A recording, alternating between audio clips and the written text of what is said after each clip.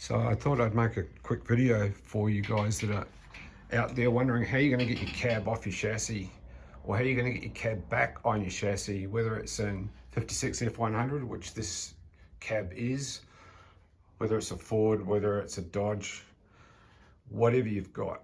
This is a quick way to get your cab off your chassis, or to work on your cab if you're doing rust repairs like I am. You can see here I've got a piece of 4x2 or 2x4. I've only used one piece, and I've laminated a couple of bits of plywood together here. I think they're like 5 or 6 mil widths of plywood, and just used some self tappers and made up a triangle bracket. I've put a spacer in the middle of them just so that when I did this bolt up on the hoist attachment for an engine, it's not going to crush that bracket. So that's all it is. It's pretty simple, and as you can see, it's been reversed on the crane. So instead of having an engine sling hanging underneath it, it's got this reversed sling thing that I've made.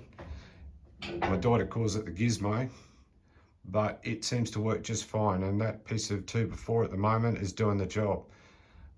You can see cab probably weighs a couple of 100 kilos. It's about on its, I don't know, 500 kilo range at the moment, so it's got plenty of load left in it, this crane. And if I grab this and just jack it up a bit, it obviously has to be centered, otherwise the cab will tilt to one side. And you can just see down there, I've got a false cab mount just there, but that's up off the workbench that I've been working on. I'm doing these rust repairs at the back. So you can see underneath there, it's come right off.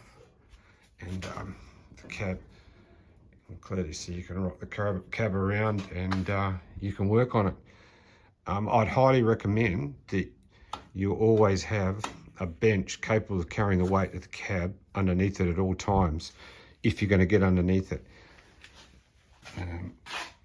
Using this type of equipment with this sort of weight, if you had a cab drop on you, I don't think you'd possibly be around with a couple of 100 kilos landing on you. It wouldn't be good. So there's no warranty in this. This is just my design. You know, if you build one of these, you build it at your own risk, but the main thing is, so long as you've got some sort of device, platform that's capable of carrying the weight of the cab underneath it, should it fall, then you'd be fine. And if you're going to remove a cab from a truck chassis or put it back on, then so long as nobody's underneath it, I think you'll be fine as well, because if it did happen to break or something went wrong with it, it's not going to fall on anybody. So just keep that in mind. If you're going to build one of these, make sure that safety is always paramount. Cheers.